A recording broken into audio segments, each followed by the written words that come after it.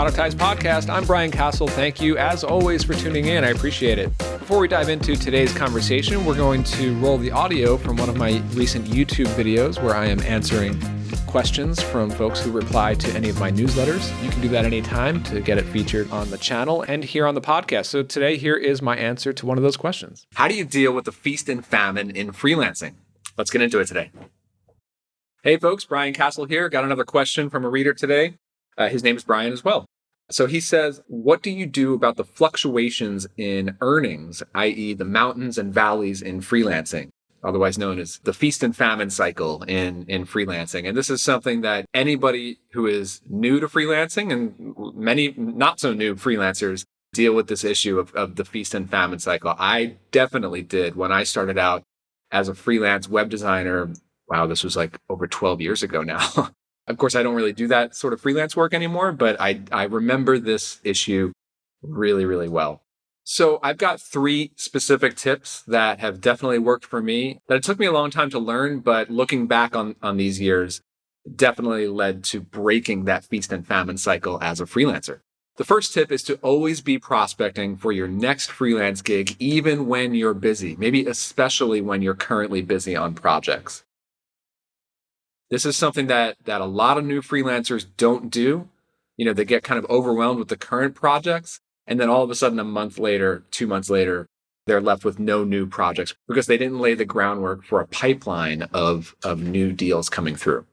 And failure to do this is usually the thing that leads to freelancers not making it as a freelancer and having to go back to a full-time job. Now, we can get into other things like scaling up into a productized service and doing other kind of more advanced things. But in the very early days, if you do nothing else, just focus on this, which is always prospect, always devote time to prospecting, even when you're currently busy. So how do you do that? Well, number one, set aside at least a day a week, maybe even just a morning a week, like every Monday or every Friday morning. That's your time to do prospecting. And you have to prioritize that even above your current deadlines, your current projects. Whatever it is that you do to go prospecting early on, maybe it's like you're scrolling through Upwork potential job leads or responding to job board ads or sending outreach emails to contacts, things like that. Whatever you do on a routine basis, you should figure out what those things are, obviously, and just build it into your routine, make it non-negotiable. The second tip is to start to book projects in advance. You might be thinking, well, if I'm already busy today and I'm doing all this work of ongoing prospecting, how do I even book projects if I have no more hours in my day? Well, obviously, that's a really good problem to have, and you want to develop that problem because that's ultimately the problem that you want to solve, is how to grow your business out of that. But again, in the short term, what you could do is just start to book projects in advance and even use that as a selling point. I know a lot of freelancers and small agencies who say, well, we're already kind of booked up for June, but we have a slot available for July. So if you want to grab that, now's the time to grab it. That's usually a good selling point. It adds a little bit of urgency when you're having these conversations with prospects. Okay, so now let's get a little bit more advanced with it, right? How can you start to reduce the amount of time that you actually need to do active prospecting? Like, how do you break away from the job boards and break away from scrolling through Upwork gigs every day or every week? Well, this one seems counterintuitive, but I highly, highly recommend it. And that is do things that don't pay. That's right. You're a freelancer. Maybe you charge by the hour and your time is very valuable, but you need to start to actually commit time to doing things that don't immediately pay you for the time that you put into them, but they will pay dividends over time. Believe me, they will. So I'm talking about things like creating content. So like publishing your own ideas to your blog, to a podcast, to videos. That gets your unique perspective and opinions out there, and it helps to build a small audience. And you don't even need a very large audience to have that sort of stuff result in ongoing freelance inquiries. That kind of stuff also helps to break away from relying completely on referrals. Building a referral network is great. That will always help, but you want to get to a point where strangers are just coming to you for new work. Other things that you can do that don't immediately pay, go out of your house, go out of your building and attend conferences. Now, as I record this here in 2020 with the global pandemic, obviously that's not as easy to do. But there are some online conferences and things. But once the economy opens up again, conferences will come back, local meetups will come back. You want to be going to those things. For the first few years of my work being self-employed, I did not go to many conferences and I struggled. If I look back to the years where I began meeting people and going to conferences and joining in-person communities, that was a huge step up, and it clearly made a difference in my ability to grow my business. Another really good idea to do is to actually do some personal projects that obviously won't pay, but they're interesting. Maybe they serve some need in the world. Maybe they can help get exposure. So if you're a developer, you can build a free tool. If you're a writer or a content creator, you can create a free course. Just create something interesting and put it out to the world. Number one, it just shows your skills and your ability to make the thing. Number two, if it's interesting and valuable enough, that can be a traffic generator, that can cause buzz, that can, get people talking about you. It creates recognition. I mean, if you think about all the people who who you follow on social media, or you see talking up on stage at a conference, how do you think that they got there? It's because they've done interesting things that are noteworthy, that get people talking and want to learn how they did that. So the best way for you to become one of those people is to do interesting things and put things out to the world. Again, you're not going to get paid for the time that you put into that stuff, but it pays dividends over time. The last tip is to transition to recurring revenue services, otherwise known as retainer services, as a freelancer. So instead of living project to project, where you do one project and you get paid for it, maybe you get a deposit and then a final payment, a retainer service obviously is somebody is paying you every month for you to do some work on a repeated recurring basis.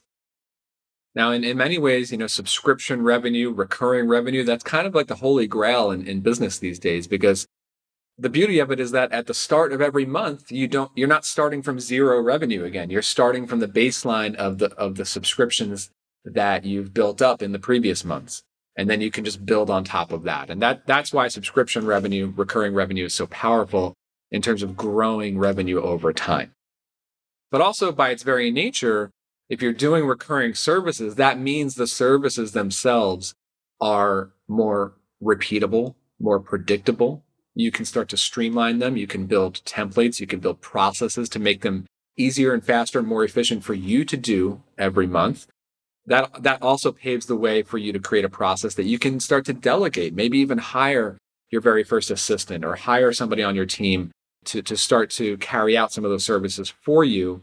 And again, as you're growing that recurring revenue, that's how you develop the profit margin to be able to hire more people and start to grow your business, start to grow it beyond yourself. Now, recurring revenue can be difficult to find.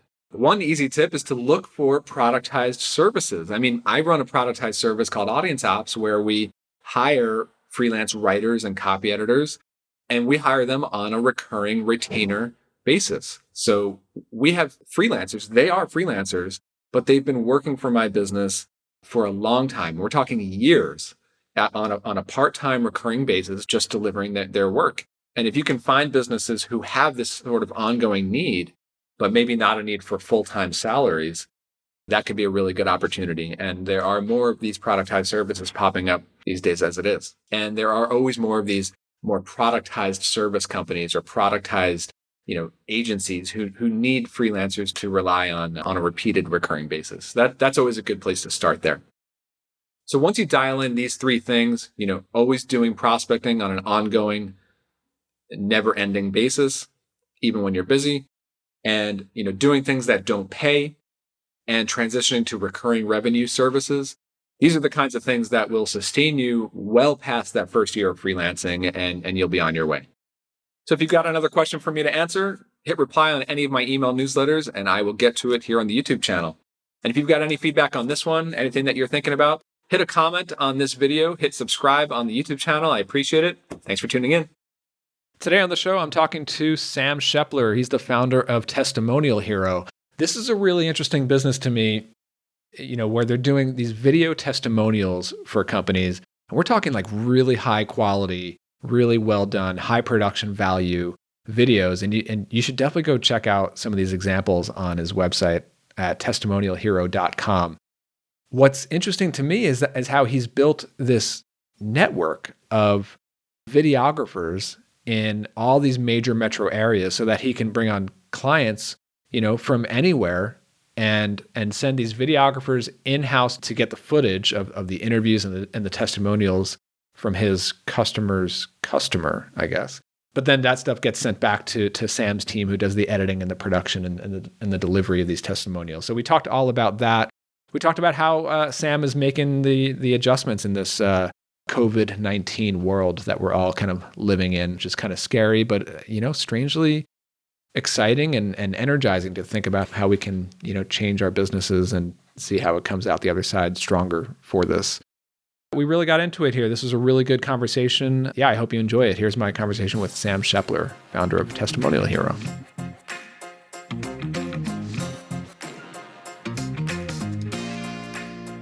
All right, Sam Shepler. Sam, how's it going, man? It's going well, Brian. It's great to be here. Thanks for having me.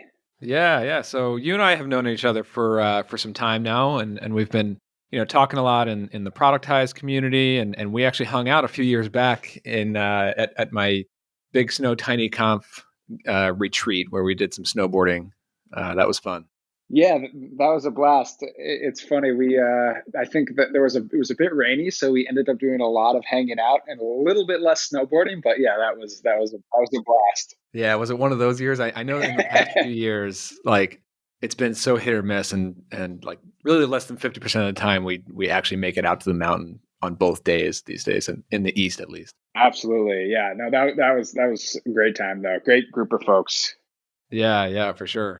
So I've been wanting to kind of, share your story with a wider audience for some time now, because what you've been doing with Testimonial Hero has been really, really awesome to watch. If I remember correctly, actually, when we hung out in Vermont, were you just getting started with this, or you had started it a little bit before that? Yeah. So that was January of 2018, and I had started it about a month or two before, but it was very early days. So effectively, I started, really going full time on it, Yeah. right after Big Snow. And so, yeah, that was basically the genesis. I kind of took a lot of the inspiration and feedback from all the conversations there. And then, yeah, that was basically the genesis. Yeah, cool. So we're gonna, in this interview, we're gonna kind of jump around like I usually do. We'll talk about the early days of how you got this started, really more so on how your operation and the product and the packages work today. I think you have a really interesting kind of a unique twist. I want to get into that with how you have videographers like everywhere in all these different major cities. I want to dig into that a little bit. We can't really ignore the fact that we're recording this, like all the interviews that I'm doing these days right now. Today is Tuesday, March 31st. So we're right in the thick of this thing with coronavirus in 2020. I don't know when folks might be listening to this down the road in the future. Frankly, this episode might come out a month from now in the world. If it has gone how the past month has gone, it's like completely hard to predict how the next month is going to go. So we're just kind of living day to day here. I mean, how are things going on your end, and where are you based right now? Yeah. So, so I'm in Boston, and our team is already remote. So that has been totally fine. All of our team is remote. It absolutely has been a new challenge with the fact that a big part of our business model has to do with videographers going to offices. So now we have new constraints, and we're being forced to adapt to that. And ultimately, we will make it out, a stronger business as long as we make it, past that survival line, right? Yeah. And that's what I think, that's the way I'm thinking of it. And I think it is a pretty good way to think about it is like, we don't know how long this thing is going to last. However, when it comes to an end, it's going to be, things are going to come back in a big way, right? Yeah. However, we just got to get through that period. Probably not aren't gonna. We're definitely reforecasting in terms of like our expectations on like a revenue front, which is obviously never fun. But we're just gonna figure out what we have to do to get through it past that survival line, and then looking forward to taking off when everyone is, back to business as usual, and people are just really happy to, just be able to do business again, right? Yeah, I mean, I think everybody's business is impacted these days, especially, I am hearing and seeing a lot of productized services. Mine certainly is. And, like we were chatting about this in Slack earlier, like I find it strangely energizing and motivating. It's these things are so unpredictable and they can be really stressful, and especially to deal with uncertainty, and it's basically impossible to project in the next few months, the rest of this year. But that tends to energize me to come up with new ideas, think creatively about where do I need to be smart about where I'm investing time and focus, and what adjustments need to be made. How do we adapt to this? And like you said, I mean, how can we come out on the other side with a stronger business and a stronger product and everything, stronger team, all of it. 100%. Yeah. So, I mean, why don't we kind of come back to Testimonial Hero and really what it is, before all this Corona business kind of started. Yeah, tell us like what's the pitch or the overview of what is Testimonial Hero. Absolutely. So Testimonial Hero is where our video testimonial service focused pretty specifically on helping B2B software companies create world-class customer testimonial videos anywhere in the world with zero travel fees in 30 days or less. So, again, very tightly focused on a pretty specific market of, business to business software companies, typically in the 100 to 300 person, company size. And we use, company size rather than, by persons, as a targeting filter because it's easy to filter on LinkedIn versus like revenue. It's like sometimes harder to figure out, but it's very easy to filter on LinkedIn. And that's just works well for us because I think larger companies have a little bit more budget, right? Mm-hmm. And that's something that I think is one thing all of us in the productized service space can really use sometimes a reminder about is like, even though a lot of times, we make products for our peers, but, it's like sometimes as a productized service, serving the enterprise or, larger companies can make things much, much easier versus, Yeah. selling to other, small businesses, right? Yeah, I mean that is a great point. I know that I've fallen into that myself quite a bit over the years where it's like, would I pay for this for my business? Well, maybe not, but the people that I end up selling a service to, a lot of them are from these larger organizations that to them this price is a no-brainer. Even it's just a steal to them compared to like hiring people in-house to do this sort of stuff. The thing that always struck me about Testimonial Hero, and maybe I just haven't seen other businesses doing this, it just seemed unique and interesting to me, is the fact that you do have this basically a videography crew or like a network of videographers. In your website says 54 different major metro areas. And when you just described it, you said, literally anywhere in the world. I mean, that's really interesting because usually by their nature, video professionals or video agencies are local to one area. And if they're going to do any sort of recording of footage, editors can work remotely from anywhere, but if you're doing the camera work, you kind of have to be on site wherever that's happening. That's always been interesting to me. Like, was that how did that come about in terms of like building this as a business remotely but locally? Absolutely. So, there's a couple different answers. The short, funny answer is I just got tired of traveling myself, right?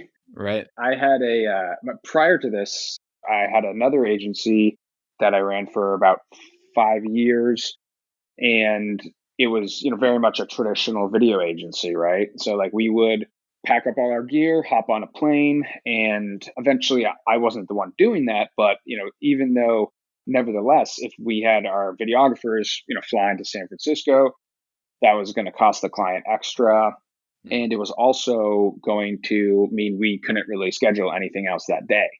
So it was a mix of when I started over, I didn't have any videographers. It was just me. So I was like, well, I don't really want to be, hopping on a plane, every week, but I do want to be doing projects every week. So it was definitely that, it was really a mix of thinking what's good for the customer, because ultimately that's, the most important thing, right? But, also it's like, for these type of businesses, for all of us, they're really, lifestyle businesses in the best way possible. So, and I think that, personally has always been something that I try to think about is like, okay, like, how can I find what aligns with both what my customer wants, and also, the lifestyle that I want as a founder. So effectively, in this situation, that means, we can, build this network of videographers, eliminate, myself having to travel and eliminate the travel cost for the client and still be able to do, great work. And so that's, all of those things, are just a big win-win. Yeah, very cool. We're going to jump back to this videographer network that you have a little bit later in the interview. I want to hear about how you find them, vet them, hire them and all that. But I'm just curious in terms of like what you're offering clients. So you say that you have crew members in 54 major metro areas. Does that like cover obviously they're all the major ones. So does that cover all of your client base, most of it? Like what happens if you get a lead from some city where you just don't have a videographer set up yet? Absolutely. I think, the short answer is we, onboard, someone new in that city. And we can typically do that in, as long as we have about 2 weeks of lead time, we should be able to do that. And as long as it's in like an English speaking, area. So basically, in a sense, it's sort of like, it's not that dissimilar from the sort of philosophy of like Uber and Lyft, where, and I've never actually formally studied how they do it, but from what I understand, it's like, okay, if they don't have this city on the map, they do what they need to do to get it on the map, and that includes, recruiting drivers, training them, explaining the process, and it's not too dissimilar, for us, and it's really, it's also actually much easier because we only need, one or two videographers for any given area in general versus, a Yeah. whole fleet of drivers. I guess the question that I have in my mind there is like, it feels like you're taking a bit of a risk when it's in an area that you haven't hired for before. And say you have the 2 week lead time and you signed a client. Now you got to find a videographer who you've never worked with before. Like you must have it down to a process and a science now to how to vet these people. And of course, you have a video background, your team does. So you must be able to see a local videographer's work and understand like, yeah, this person is legit. How do you deal with that sort of thing? Like just like knowing or having that confidence that a brand new person on the ground in some city will deliver what you actually need. Definitely, yeah, and so part of it, is just like you said. I've been in my whole career actually has been in video, so I can pretty quickly, understand and just kind of see. I sort of see things that most people wouldn't, just like anyone who's put in that like 10,000 hours, right? But also, I think we definitely do have a bit of a process there that is unique, and that is maybe the only thing that I won't get too much into, just because like that is sort of one of our biggest competitive advantages, right? Is how we sort of have this network. Yeah. I will say that if you are a video person, there's a lot you can tell, right, from like watching people's work and then talking with them, just like interviewing people to hire for a job. There's a lot of things you can pick up on. Yeah. It's interesting that the way that you mentioned it, the way that you talk about it there, like it's a competitive advantage. I really actually like that because when I think about like in my business audience ops, it's actually one of the selling points that I talk to leads or my salesperson has talked to leads about. Like it's one of the reasons why they come to us or why somebody would come to Testimonial Hero too, is like because you've nailed the process of hiring really high quality professionals. So like we're hiring writers, you're hiring videographers and video editors. And that takes trial and error, that takes a professional background and that sort of thing. And that in itself is people don't often think about that as playing into the value proposition. You think about the pricing, you think about the final deliverable, but it's the hiring process, and like we have a person internally who does that vetting and interviewing, and we whittle it down to like the top 1% of hundreds of writer applicants and things like that. And all of that plays into the ultimate value that the customer is getting from these sorts of things. 100%. And honestly, I think also for us, we can do a lot of QA after the fact if need be, on the editing side. So like we've certainly had situations where, we needed to do that. But for writing, yeah, I 100% agree. I mean, I've worked with a lot of different, kind of like content agencies, and like, honestly, it all comes down to how good the writers are, in my opinion.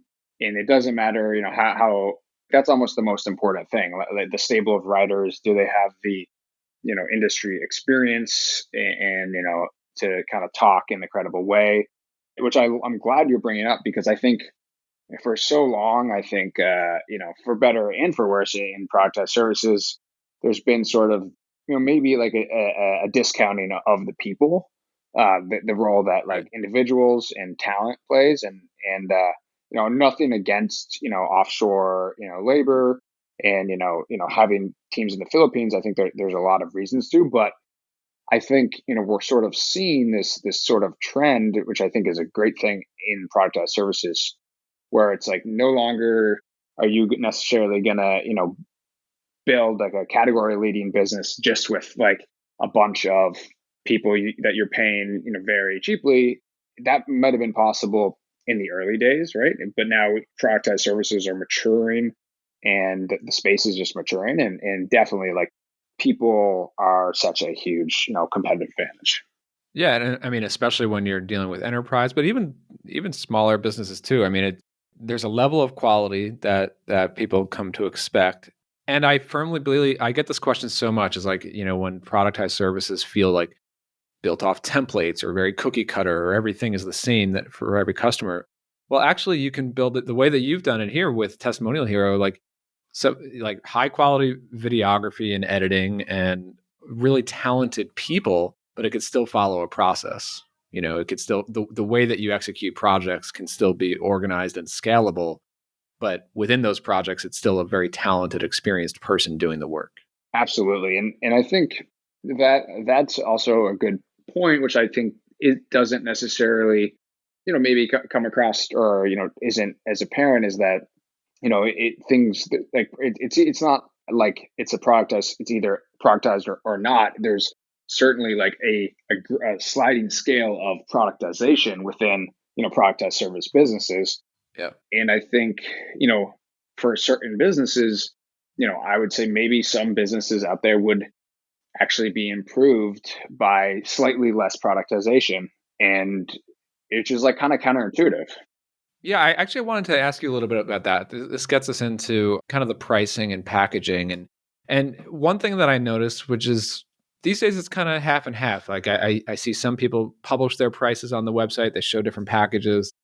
Others, it's like request a quote, or there isn't really a clear indication of the pricing. I noticed with Testimonial Hero, it's you're not showing the pricing today. I guess I'm curious about your thoughts on that, and what does the quoting process look like, and if you're able to share, what kind of a typical price point or package looks like for you guys, with the caveat, like I always say on this show, prices can and do change very often. So obviously you don't want to quote him on that today, but yeah, how do you think about the quoting process and how does that look with Testimonial Hero?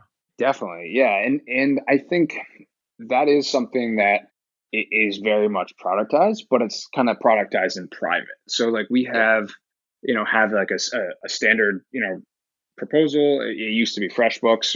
We would just have, a template FreshBooks, and, basically every client would get the same proposal.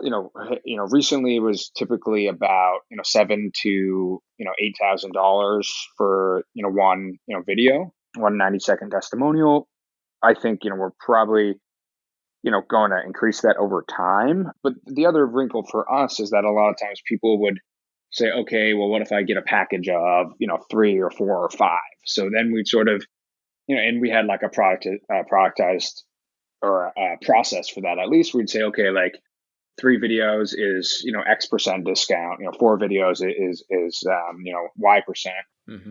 So basically, in just, my whole like kind of 2 cents is like, there's like productization in, public, and then there's like productization behind, in the back office. And that is absolutely, we probably are more productized in the back office. In Yeah. terms of the public pricing or not, I think I've thought about that a lot. So the reason in my current thinking, for better or for worse, is that for us, being a bit of a relatively high ticket, although honestly for our customers, it's not, I don't know, like some customers think it's expensive, some customers think it's really cheap. And that's just like Sure. enterprises have very wildly ranging perceptions there. But the main thing is, I think, the higher ticket, the price, the more, important it is to, really make sure value is firmly established. Yeah. And also it's frankly just a nice, lead gen thing for us. We haven't put the time in yet to do like have an amazing lead magnet. So historically, big reason why people would reach out to us is, just to get a quote. So that, for us has been one of the biggest reasons is like, we have it productized on the back end, but we certainly want people to, reach out to get pricing. Yeah. Yeah. I mean, I could totally see that. I've seen that in a few different businesses of mine where I've experimented in different ways with not showing the pricing up front and kind of collect at least some basic information from the person to show them some pricing information and then work off of that. I guess another way, because like the immediate question that I have when I see a site like a public website that's not showing prices is that, there must be a lot of leads that are just not qualified. They're thinking these are like $200 testimonial videos when we're talking, way higher quality, way more expensive than that. I guess first of all, do you deal with a lot of that? And I'm also wondering, like, maybe since you're doing more like outbound sales, and we'll get more into the sales outreach and LinkedIn and stuff a little bit later on here, but maybe because you're doing more outbound and pre-qualifying or prospecting, what you show on the public website in terms of showing prices or not, maybe doesn't matter as much. Yeah, so that's a great point. I think we're not at the point yet in terms of lead volume where it's too painful. And certainly I'm a big fan of like make change once it gets too painful. Yep. So I would say we're not there yet. I've certainly thought about, I saw this on a site the other day on their quote form. They had like a radio button that said, our prices start at $5,000. Mm-hmm. Is that okay with you? So that's something that we've thought about doing is like, maybe saying like, our prices start at $6,000 or something. So a little bit less than our average project. But who knows? Like instead of like plastering it across the pricing page, maybe just like tuck it into an FAQ somewhere or in the contact form or something. Exactly. Yeah. And I think that can help. Although right now we're definitely also developing, in the light of coronavirus situation, we're also developing a, not necessarily cheap, but, definitely cheaper remote only testimonial option, video testimonial option. So, right now, while we're developing this new product, I'm and I do have, another reason is I have a full-time sales guy who handles it. So it's also like, it's not taking my time, but I'm pretty happy to, just talk to all people who reach out just for customer research, just Yeah. at this time, given we're working on developing the product. But yeah, absolutely. If it got to a point where the lead volume was so high with just totally unqualified people, then yes, that would be a change we would make, but it isn't there yet. That would actually be a great problem to have. So I hope we get there, but unfortunately not there yet. Yeah. And, it is a great point to be kind of hungry for these calls, even if some of them are not qualified. It is customer research. And since right now you're sort of in this like all of a sudden like, product development mode again with coronavirus and thinking about new offerings, now is definitely a great time to just hop on a phone and talk to customers, even if you weren't doing that as much before. I know that I've been doing that a lot with Process Kit, the product that I've been rolling out. And that's more of a SaaS, software product, but for a few months there, and I'm going back and forth on this now, depending on what I'm working on, but I was actually forcing demos. Like you can't even start a trial without booking a call on my calendar. And it resulted in a ton of calls every day, but it was also a ton of really great learning and really helped me prioritize exactly which features we need to build and which ones we can hold off on.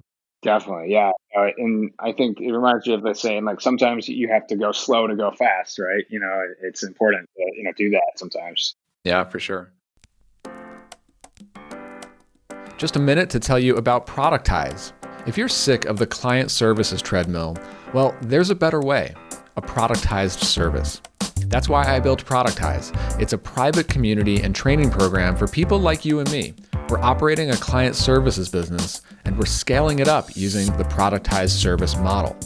Join our private Slack, our private forum, and get matched into your own small mastermind group with other members. Give and get honest, constructive feedback to grow your productized service business this year. Plus, get access to my Productized course, which gives you everything that you need to start, grow, and systematically build your productized service business. The best part about becoming a member? No ongoing subscription. Purchase once and you get lifetime access to everything. Go to productizecommunity.com for all the details. And right now you can get 10% off by using this special URL, productizecommunity.com/podcast. So I also just wanted to clarify for the folks listening, like, what else happens? So you do a quote, somebody fills out the form, and then what happens? Sure. So they contact us, they fill out the form. They usually don't say too much. There's just like a couple sentences, looking to get some testimonials, something like that, because we don't really enforce any like specific questions. We're just trying to make it easy. Then our sales guy follows up with them. If sometimes if they're clearly not like a good fit, or it's like a Gmail address, or whatever, he'll like qualify them, and say, hey, just so you know, its pricing starts at this. Or we do refer some people to a service as well that I'm a big fan of. Applause Lab is like a really simple, very cost-effective testimonial solution. So sometimes we'll just refer people there. But assuming they're qualified, or at least close to it, we get them on a call, scope out, and answer, do some discovery. Always like to. We have a repeatable discovery call process. The basics of it are, well, what I find to work really well for this type of service is, first, just try to understand, the context, and, ask them, we ask them, okay, like, what's going on? Like, what made you, reach out about this? Try to figure out, how does this fit into their, larger initiatives, right? So that's really big to understand, not just that they want the testimonial, but how this really fits into the larger situation. Yeah, because I guess that would like help you shape like the questions and what you focus on in the testimonial and things like that. Definitely, and frankly, I think it also just helps with the proposal, and just reminding them, okay, like, here's what we're trying to accomplish with this video. And then like, how custom is once you get to the proposal stage? Like, is that custom? I mean, it is pretty productized in terms of what you're doing. I'd imagine you're using some templates. Yeah, it's so basically just, I mean, it sort of depends. I'd say 90% of the projects are, it's a templated proposal, and, we change a couple of lines on the proposal. There's certainly, I'm not going to say like there are, outlined situations where we do have to like, change something to work with someone's budget or such, which I think is a good thing, because it allows us, or at least it can be a good thing, because it allows us to be flexible, and, the client, gets what they want. So again, I think, we're sort of in that area where we can be productized on the back end, 90 to 95% of the time, but, flex if necessary. Right. So, we send over the proposal, they sign off, we do discovery on the goals in earnest, because the sales call is not, full discovery. Yeah. And do you have like an account manager or a project manager that takes it from there? Or like, how does that? That was something that we were about to hire for, and then we sort of put a pause on for the coronavirus situation. So right now, I would say we have a lot of people. We have, besides myself, we have 5 other employees, and we have a sales rep, we have operations director, and he's the closest thing that we have to an account manager. But Okay. he definitely does a lot more than just account management. Sure. So he does handle that kind of onboarding, but he also handles a lot of other stuff. So we don't have a dedicated account manager. That's definitely the next person that I'd like to bring on, though. Got it. And so he's sort of the person who is overseeing all of the current new clients that are, or I guess clients in general, right? Like who's sort of like overseeing, like, this is what we have in the pipeline of new people, new interviews to schedule, new things to deliver, and all that stuff. Yep, that's him. And also our creative director. Since our creative director is actually, a video expert, we find it's really important to, have someone with the functional skills, also Yeah. involved. So it's for better or for worse, we don't have like a single person responsible. It's sort of like a team effort between our operations director, who is awesome but not a video expert, and our creative director, who is the video expert but isn't necessarily the logistics expert. Got it. The ops guy is more on the logistics. And then how about like the editors? Are those with you in Boston, or I mean, I know that you're all remote, but like, are they part of your core team, or do you also have like a network of editors?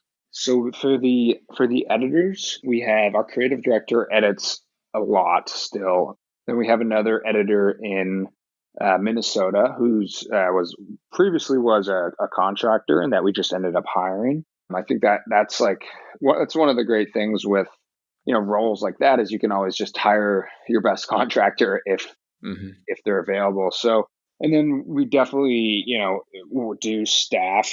We have like a network of contractors that, yeah, if we need to, we will reach out to for Got it. sure in those overflow periods. Obviously, with COVID-19, it's definitely experiencing a slowdown. So unfortunately, Yeah. I don't think we'll have to. But again, it would be nice if we get back to that very soon. Yeah, I mean, like, back to COVID-19 for a second. On my end, one thing that I feel really good about right now is that the team is so solid, and we're all remote as well, so that it's not like we saw a huge disruption in terms of like our office or anything like that. But I feel good that we're not currently going through any sort of like team turnover, people leaving or having to hire new people. Like, that would be really difficult at a time like this, of having a core group of contractors or full-time employees that you feel good about, that have been with you for a while, that can, like, stick with you through this thing, is a really good thing. It's a, you don't need the extra layer of stress that comes with onboarding, and as processed out as it is, like hiring and training, it's still a little bit of a disruption in the business, like, having a new set of hands on board. It definitely is. And yeah, it's challenging because it takes time to get those people up to speed, Yeah. but it's also like so crucial. But then in like, crisis times, it's, there's never enough time. So Yeah. that's definitely true. So, and then like ultimately, like getting back to like the package and what the customer gets. One question that I have, because I've seen this come up in my business a little bit, because we've done like customer case studies for clients, mostly written, like, like article based case studies about our clients' customers. And whenever we do those, we're relying on the customer to introduce us to their customers so that we can interview them and build case studies out of them. Your entire business is built on these testimonials and arranging, with your clients' customers.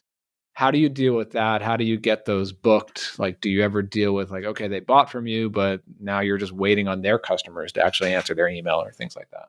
Yeah, honestly, it's a big challenge, and it's one of the most frustrating aspects of our business model for sure. I don't have I kind of call that the multi-million dollar question, right? If we could crack Yeah. that, we could go, really far, much faster. I think it's interesting because I've asked people for feedback and on this question, and some people have told me, this is like a major business model issue. You never want to be in this situation, blah blah blah, which is true. But on the other hand, we've grown a pretty good business dealing with it. The short answer is it is a problem. It is like a blocker. Most people don't buy, period, until they have a customer who's agreed to say yes. Yeah. That being said, we there's a lot of people who need video testimonials. So, and we have a pretty good brand in the space. So I think we were able to get around it a bit just because of, that it's a big need. It's a big market, and people really do want video testimonials. It's definitely like, pretty urgent. Well, I like the fact that they probably come to you and once they've at least secured one or a couple of customers, like they've already, right? Like they wouldn't sign with you until they know that they can get some customers to agree to do testimonials, right? Definitely, yeah. And the frustration is sometimes sometimes we'll get a lead, and they'll be like, oh, it's, I love it, it's great. I just need to, like, get approval from my customer, and then, we have to follow up with them until they do that. But, in general, sometimes people, leads come in and they're like, great, we already have 3 customers who've agreed to do this. Like, boom, let's get started right away. And obviously, that's the best, right? Yeah. So I think the way I look at it is like it's definitely one of the more challenging or unique challenges to like this sort of, customer driven content. You can't just like sell the prospect on the phone necessarily, because sometimes they do need to get that approval. Right. But every business model has its own, unique challenges. So if it wasn't this, it would be, something else. So I've sort of made my peace with it, I suppose. Yeah, yeah, for sure. I mean, the thing is, I think you do this really well with these are essentially one-time sales. I mean, it's great when they buy a package of testimonials from you, right? Like, I guess that was one of my other questions here was like, how do you generate repeat purchases or ongoing testimonials for clients? Do you do much of that? Because I hear so many people ask me like, I've got this idea for productized service, but it's not recurring revenue, so I can't do it or I shouldn't do it. And that's not ideal if it's not recurring revenue.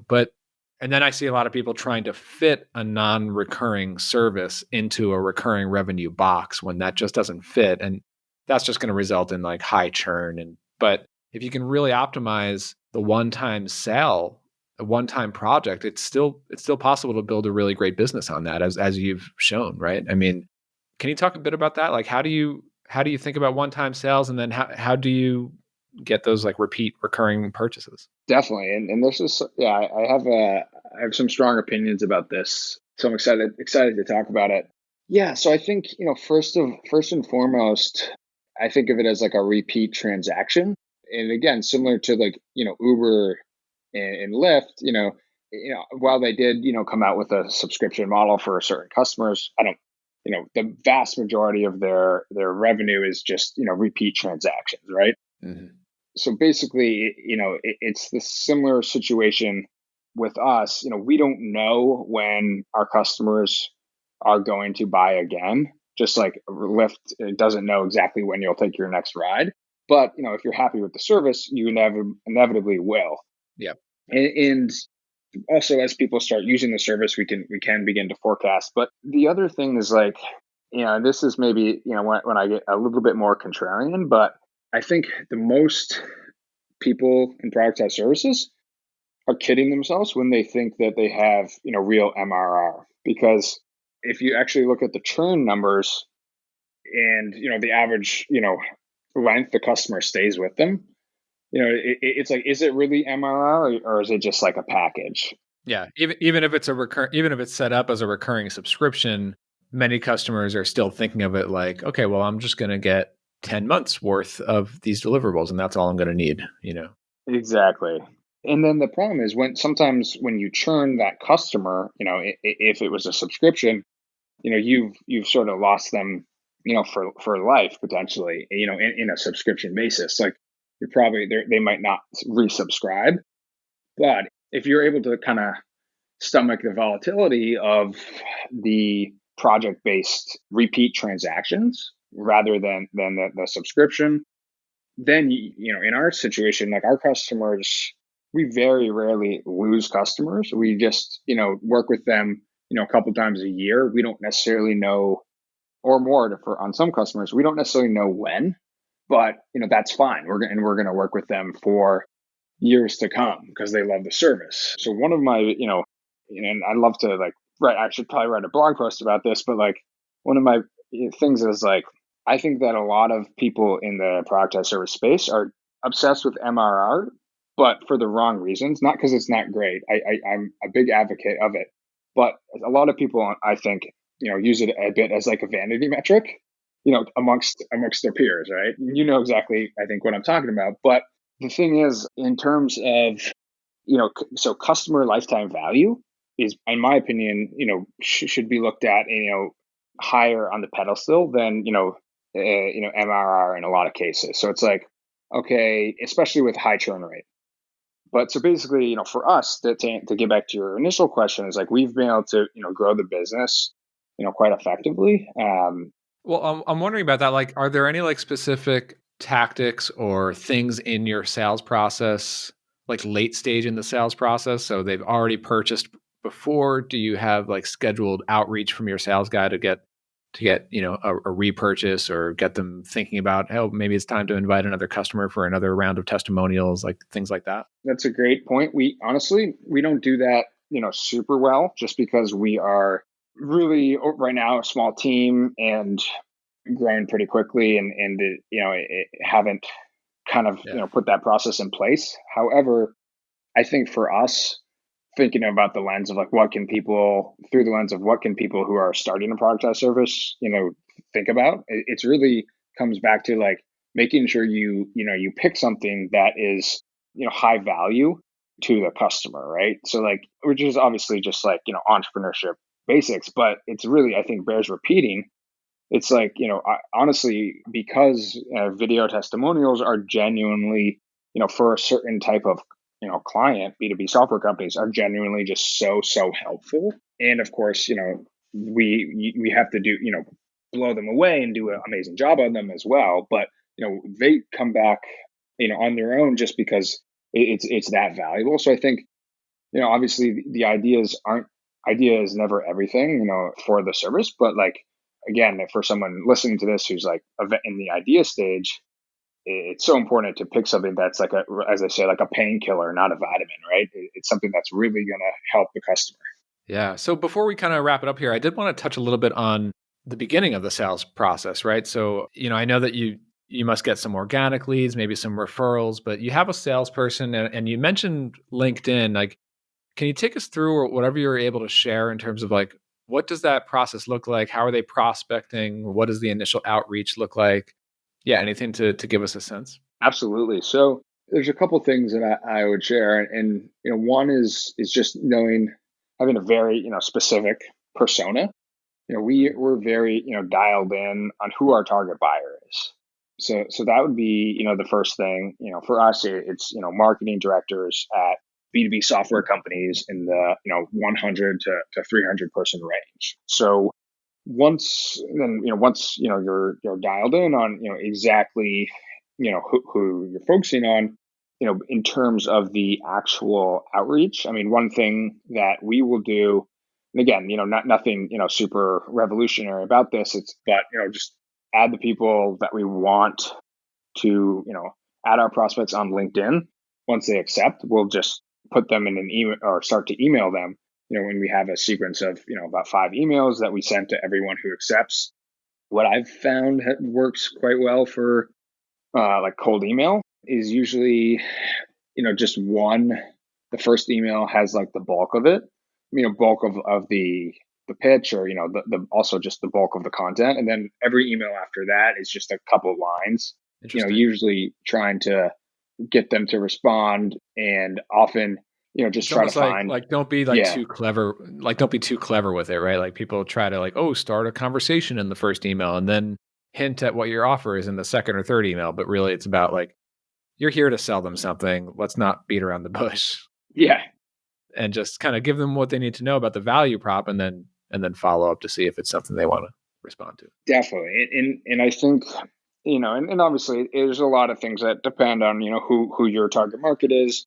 But yeah, for us selling to marketing directors and such, it's like, yeah, they value that directness. And another thing I think is, I always want to, in our cold emails, I always want to also never like assume that we know exactly what they should do. Like I think there's a fine line between like assuming the sale and being assumptive, but also having the sort of the empathy, particularly in this environment, which is a whole nother discussion, right?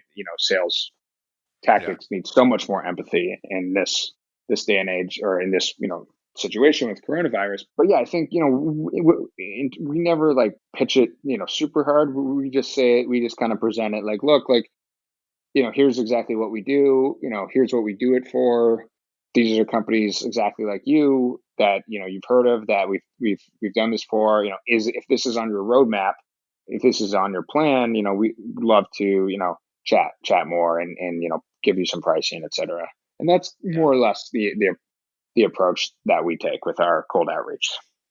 Yeah, very nice. And I mean, I'm sure your samples and examples must really play into it. I mean, just looking at your website, you've got so many examples on there, and they just obviously the quality is very high, but they pop right off the screen even before you press play, just from looking at like the color of the thumbnail. So it's like you know exactly kind of what you're dealing with just from clicking one of these. Very cool. Definitely, and I think that's so important. Like, as we sort of spin up this new, remote testimonial line of business, that's something I've been thinking about a lot. Right, for like early stage go to market is like, examples, or the portfolio of work, which, obviously different productized services, that takes different forms. But if someone's listening to this and they're just working on getting something off the ground, it's like the first things that you need are, that portfolio, whatever shape or form that takes. Do the first couple for free. If you need to, just get a portfolio, and then do it for free and get a testimonial with it. Then, you can sell. Like, if you can do that, if you're launching a productized service, you can do that, get your portfolio and get some testimonials. Like, that's all you need to then go to your cold email. Yeah, I do love the idea of working the first couple of clients for free or heavily discounted. Like you said, it's for those testimonials, but it's also to learn the process, learn exactly what needs to be included, what doesn't need to be included, and things like that. But I mean, that's a good point. Like we could start to end there here. I mean, talking about the time that we're in and looking ahead to the rest of the year. Obviously, things are so in flux. But what's on your mind in terms of any adjustments that you're making? You kind of hinted at some different reformulated packages around like remote testimonials. So like what's all, how is this coming together for you? And also, like, what's your process now for like rejiggering the product line after you've had a pretty established productized service? Yeah, that's a great question. I think, in terms of where my head's at, I think one of it is just sort of, this is going to be a challenge. Looking at it with clear eyes, like, it's a major disruption for our business model. Given that we had this in-person, element to it, so we just got to make it past the survival line, and in terms of, when business goes back to normal, whether that's 12 months from now, or hopefully less, maybe more. Yep. And so that's, I mean, I'm not super focused on, setting any, revenue records like we previously were, if you asked me like 30 days ago. Right. So yeah, just kind of making sure, we can still be around when this is over, and, be in an even better position than ever.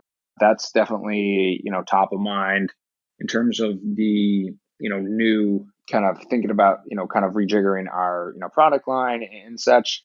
I'm still, is still so new. I don't know if I have any, recent, that's such a recent development. I don't know if I have any really good, insights yet, but I will say, Then how are you exploring it? Like, what's your process now, just to come back to like the idea stage? Like, again, like for me, I'm not relaunching my productized service right now or anything, but I am putting a lot of new energy right now into the productized side of stuff, and this whole coronavirus stuff. It kind of energizes me because it's like I'm back to this creative idea stage and just exploration and coming up with, and just writing notes and testing ideas and running them by friends and advisors. Like, what does that kind of look like for you right now?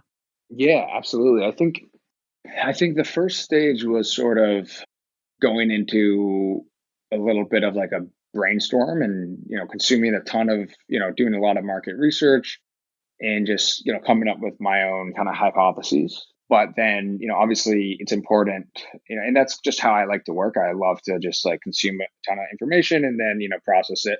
But then, once that took a day or two, and then after that, it's absolutely, talking to customers.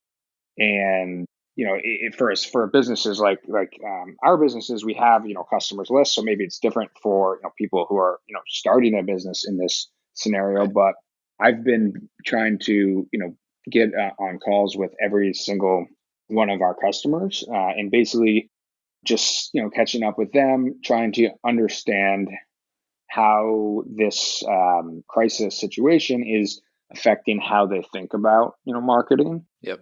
and, how it's affecting their go-to-market. Definitely, varies a lot by, different customers, different industries. And then also sort of just getting their feedback on a couple of the different, remote testimonial, options that we're exploring. Because again, just like we were such like a physical, we had a really a reliance on just like the physical in-person videographers. Yeah. But yeah, now it's just going to have to be remote, at least until, things get better. So yeah, I think it's important, and just my 2 cents is like, yeah, that it's the mix of like that ideation, independently, but absolutely, talking with customers as well. Yeah, very cool. Well, obviously, testimonialhero.com is the website that people can check out, and maybe we'll throw a bunch of unqualified leads into your funnel. We'll see. No, I'm just kidding. Maybe some good ones. Yeah, maybe some good ones. I mean, well, the remote testimonial is actually going to be way more affordable, so Right. they could be great candidates for that. Yeah. Yeah. I mean, is there anywhere else people can connect with you or follow along with you? I would say join the productized Slack group. I love that's might be the other best way to get in touch. But yeah, no, I think honestly, I will say, Sam, you've been like one of the best like value added members in the group in the last few months. It's been awesome to chat with you there. I know others are definitely inspired by watching you. So awesome. Awesome. Yeah, no, I'm a huge fan of the group. I think it's awesome. And I also, I like Twitter. So Sam Shepler on Twitter is also, a good way to get in touch, especially for general, entrepreneurship or such questions. Yeah, great. We'll get all these linked up in the show notes. Well, Sam, stay safe out there. Obviously, you'll be hunkering down in your house just like the rest of us. But thanks so much for digging into all this with us. I know folks are really going to get a lot out of it. So thank you. Yeah, absolutely. It's a pleasure, Brian.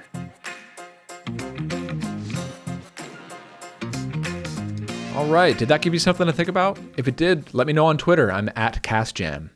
If you want to find show notes on this or any of the other episodes, or my weekly newsletter with new content, head over to productizeandscale.com. Now, if you haven't already, a 5-star review in iTunes, that would go a long way to helping other folks find the show. Thanks for tuning in. I'll see you next time.